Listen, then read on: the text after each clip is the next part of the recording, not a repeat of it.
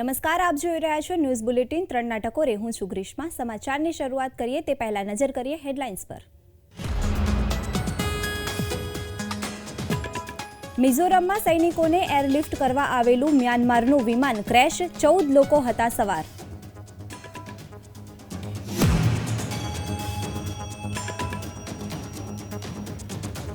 લોકસભા ચૂંટણી 2024ના શ્રી ગણેશ કરતું ગુજરાત ભાજપ. ગાંધીનગર સહિત 26 બેઠકોના ચૂંટણી કાર્યાલયનું કર્યું ઉદ્ઘાટન.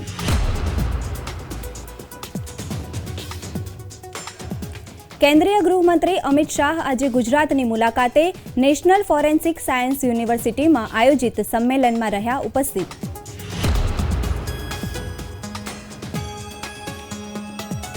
સુરતના જ્વેલર્સે ચાંદીમાંથી બનાવેલી રામ મંદિરની પ્રતિકૃતિ સીએમ યોગી, પીએમ મોદી અને મોહન ભાગવતને આપી ભેટ.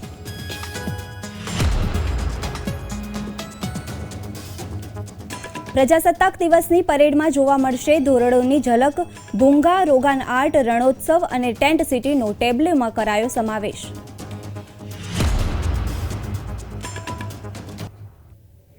વિગતવાર સમાચાર જોઈએ ત્યારે મિઝોરમની રાજધાની આઇઝોલ નજીક લેંગપોઈ એરપોર્ટ પર મ્યાનમાર આર્મીનું વિમાન ક્રેશ થયું છે. આ વિમાન મ્યાનમારથી સૈનિકોને એરલિફ્ટ કરવા માટે આવ્યું હતું. મળતી માહિતી મુજબ મ્યાનમારના બળવાખોરોના હુમલામાં બચી ગયેલા સૈનિકોને લેવા માટે આવેલું વિમાન લેંગપોઈ એરપોર્ટ પર દુર્ઘટનાગ્રસ્ત થયું છે. વિમાન લેન્ડિંગ દરમિયાન રનવે પરથી લપસી જઈને ખાડીમાં પડી ગયું હતું, જેના કારણે 2 લોકો ગંભીર રીતે ઘાયલ થયા છે અને અન્ય 12ને સામાન્ય ઈજા થઈ છે. ઉલ્લેખનીય છે કે મ્યાનમારમાં બળવાખોરો અને સેના વચ્ચે અથડામણ ચાલી રહી છે.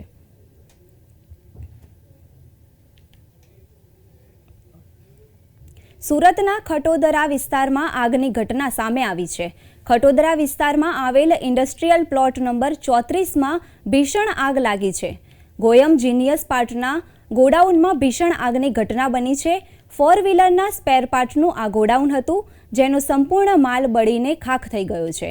આગ લાગતા અફરાતફરીનો માહોલ સર્જાયો હતો. ઘટનાની જાણ થતાં ફાયરની ગાડીઓ ઘટના સ્થળે દોડી આવી હતી અને પાણીનો મારો ચલાવી આગ પર સંપૂર્ણપણે કાબૂ મેળવી લીધો છે.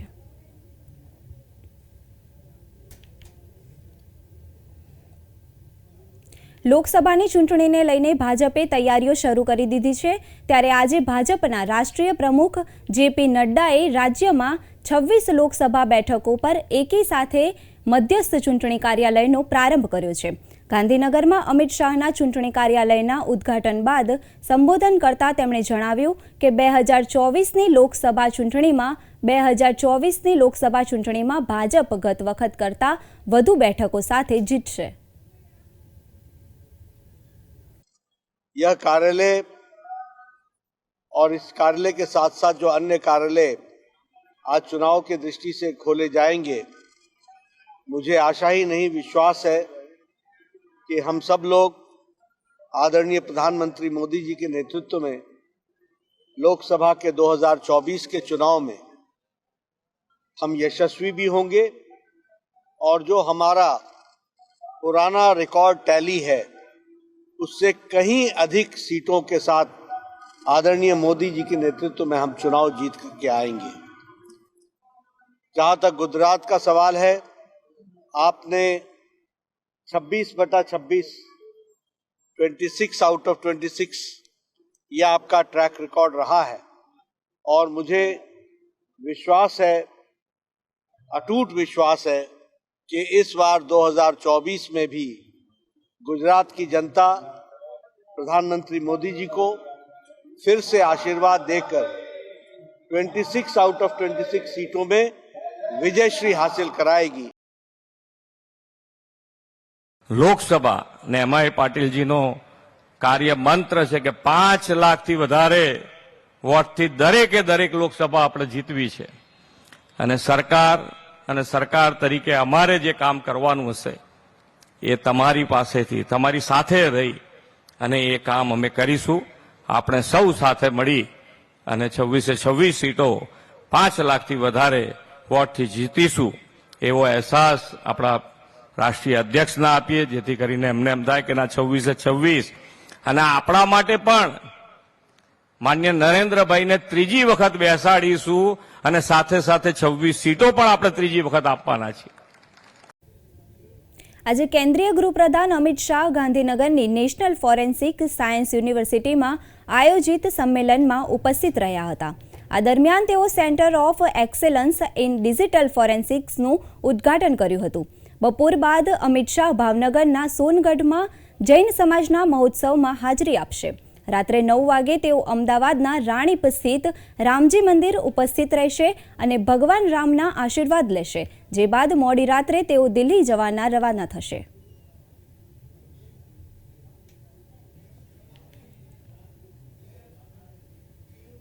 વડાપ્રધાન નરેન્દ્ર મોદીએ નેતાજી સુભાષચંદ્ર બોઝને તેમની 127મી જન્મજયંતિ પર લોકસભામાં શ્રદ્ધાંજલિ આપી હતી.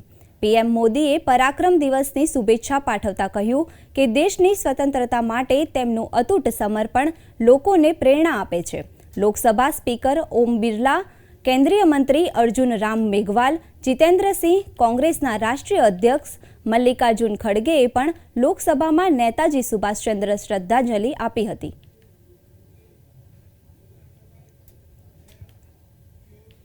નેતાજી સુભાષચંદ્ર બોઝની જન્મજયંતિ પર વડાપ્રધાન નરેન્દ્ર મોદીએ દેશવાસીઓને પરાક્રમ દિવસની શુભેચ્છા પાઠવી છે. પીએમએ સોશિયલ મીડિયા પ્લેટફોર્મ પર પોતાના શુભેચ્છા સંદેશમાં લખ્યું છે કે આજે નેતાજી સુભાષચંદ્ર બોઝની જન્મજયંતિ પર અમે તેમના જીવન અને સાહસને સન્માન આપીએ છીએ. भारत मां के वीर सपूत नेताजी सुभाष की जन्म जयंती है.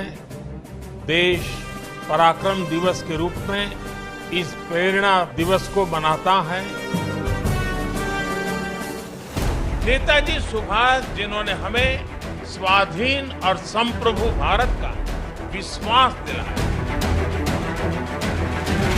जिन्होंने बड़े गर्व के साथ, बड़े आत्मविश्वास के साथ, बड़े साहस के साथ अंग्रेजी सत्ता के सामने कहा था, मैं स्वतंत्रता की भीख नहीं लूंगा, मैं इसे हासिल करूंगा.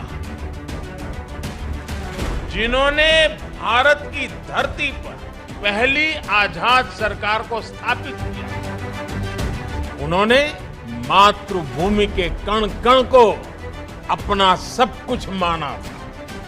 उन्होंने भारत मां की रक्षा के लिए अपना सर्वस्व न्योछावर कर दिया था. देश का ऐसा कोई हिस्सा नहीं है जो नेताजी को नमन न कर रहा हो, उनकी विरासत को संजो न रहा. सभी देशवासियों को पराक्रम दिवस की अनेक अनेक शुभकामनाएं.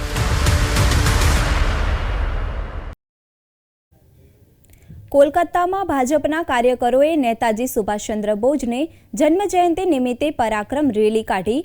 પશ્ચિમ બંગાળના નેતા સુવેન્દુ અધિકારીએ રેલીમાં હાજરી આપી હતી. રેલીમાં ભાગ લેતા પહેલા તેમણે નેતાજી સુભાષચંદ્ર બોઝની પ્રતિમાને પુષ્પાંજલિ અર્પણ કરી હતી. પરાક્રમ રેલીમાં ભાજપના ઘણા સમર્થકોએ ભાગ લીધો હતો. હવે વાત કરીશું અયોધ્યાના રામ મંદિરની.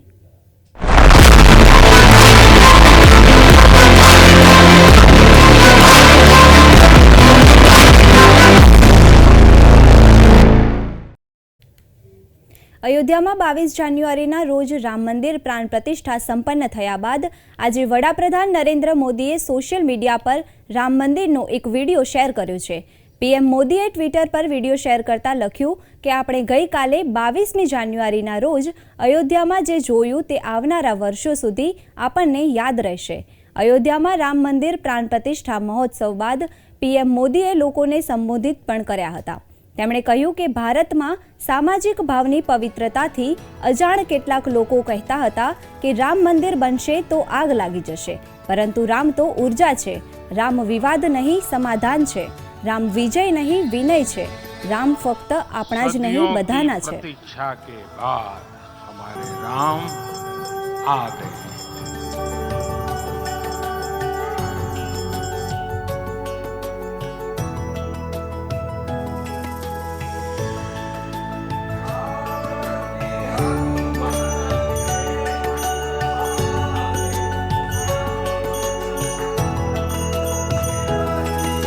ये क्षण अलौकिक है, ये पल पवित्रतम है।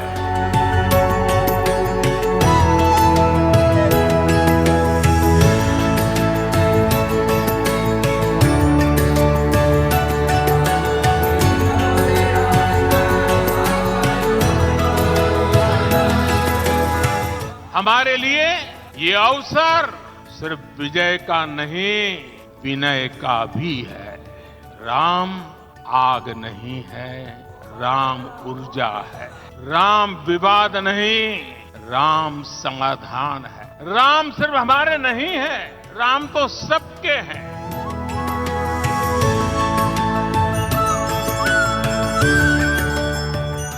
राम भारत की आस्था है, राम भारत का आधार है।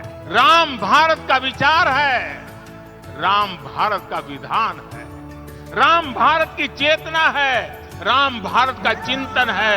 राम भारत की प्रतिष्ठा है, राम भारत का प्रताप है। राम प्रवाह है, राम प्रभाव है। राम नेति भी है, राम नीति भी है।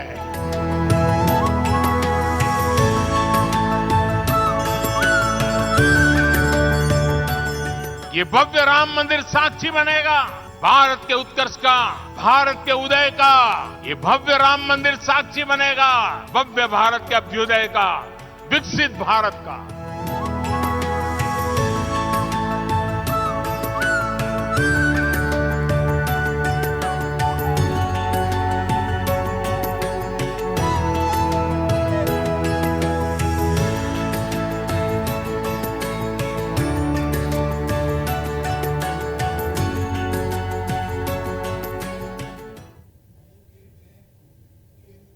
અયોધ્યા અભિષેક સમારોહના પછીના દિવસે રામ મંદિરમાં શ્રદ્ધાળુઓનો ભારે ધસારો થતાં પોલીસને ભીડને સંભાળવામાં મુશ્કેલી પડે છે। મોટી સંખ્યામાં શ્રદ્ધાળુઓ દર્શન માટે આવતા મંદિરની બહાર ભારે માત્રામાં ભીડ જોવા મળી હતી।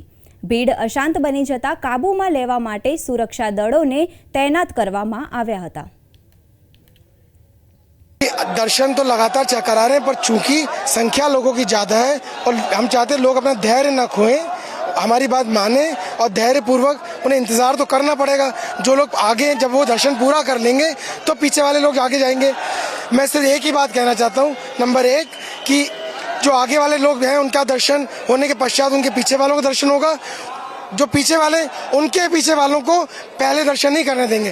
सब एक निश्चित क्रम में दर्शन कर रहे हैं, व्यवस्थित तरीके से दर्शन कर रहे हैं और सभी के दर्शन पूर्ण हो।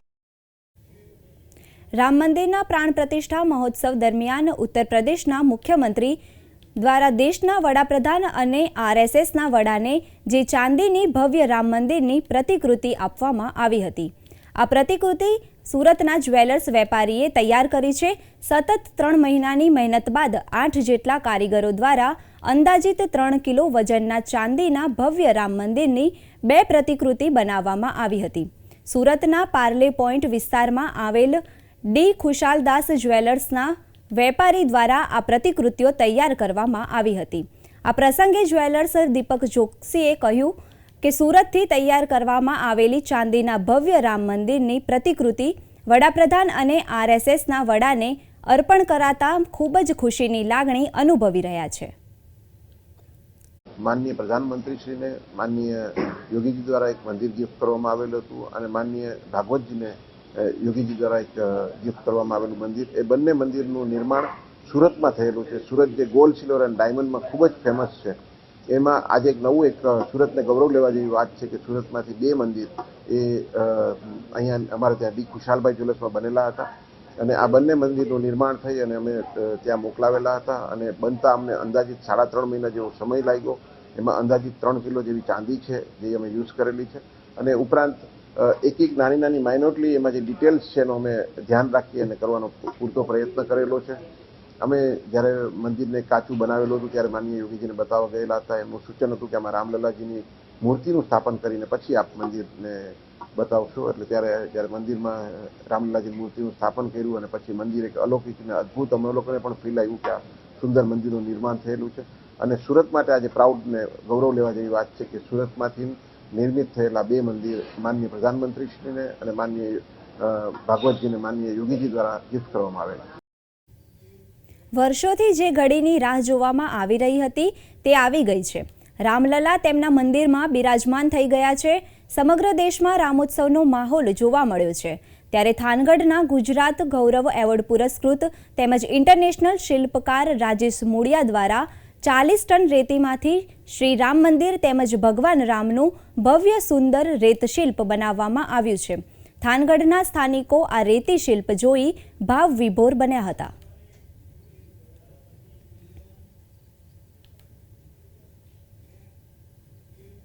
સોમવારે ભગવાન રામની પ્રાણ પ્રતિષ્ઠાનો મહોત્સવ દેશભરમાં ખૂબ જ ધામધૂમથી ઉજવાયો હતો.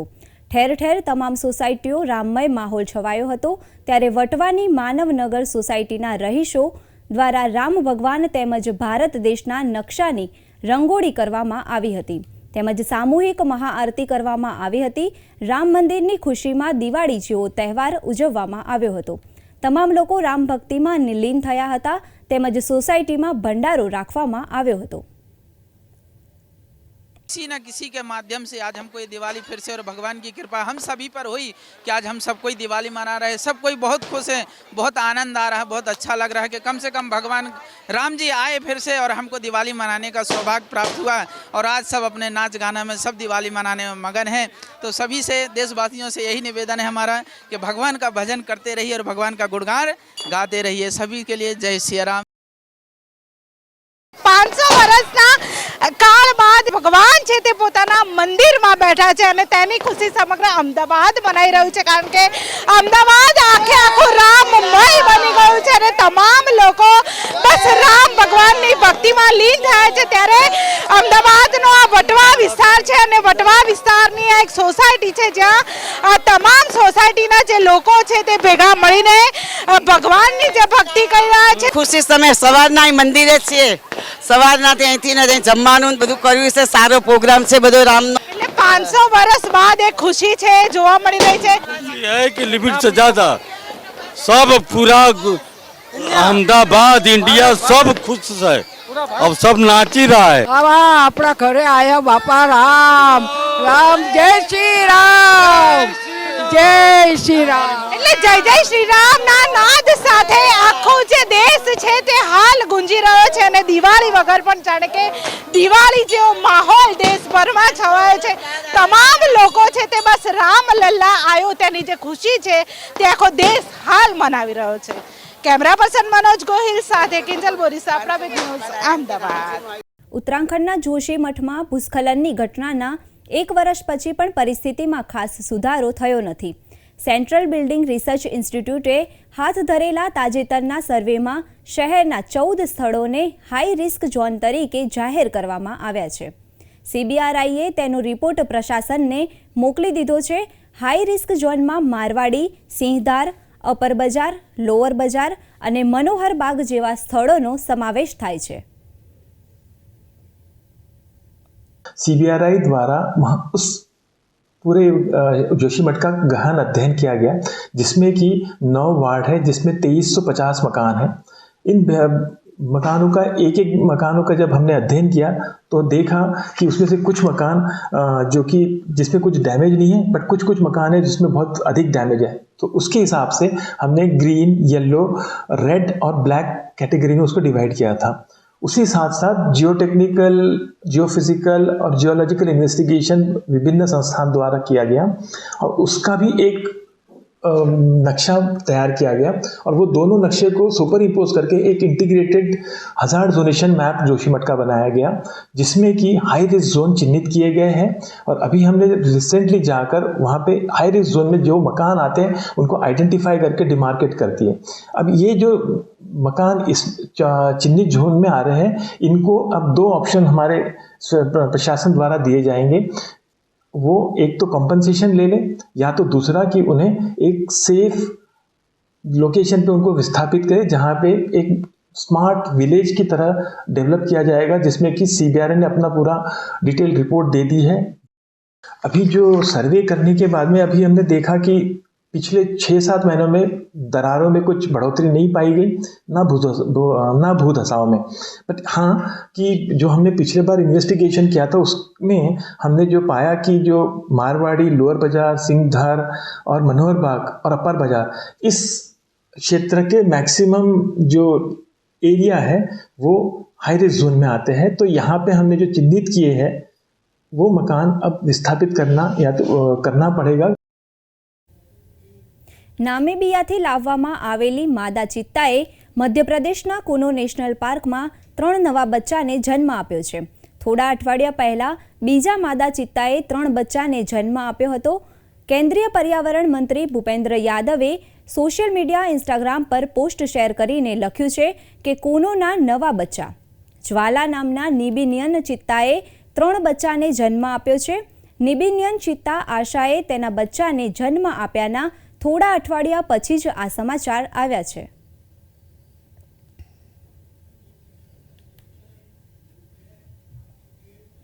ભૂતપૂર્વ ભારતીય ઓલરાઉન્ડર અને ભારતીય ટીમના મુખ્ય કોચ રવિ શાસ્ત્રીને મંગળવારે બીસીસીઆઈ લાઈફ ટાઈમ અચીવમેન્ટ એવોર્ડથી સન્માનિત કરવામાં આવશે. સમારોહમાં શુભમન ગિલને ક્રિકેટર ઓફ ધ યરનો એવોર્ડ આપવામાં આવશે. બીસીસીઆઈ એવોર્ડ 2019 પછી પ્રથમ વખત આપવામાં આવી રહ્યો છે. સમારોહમાં ભારત અને ઇંગ્લેન્ડની ટીમો ભાગ લેશે.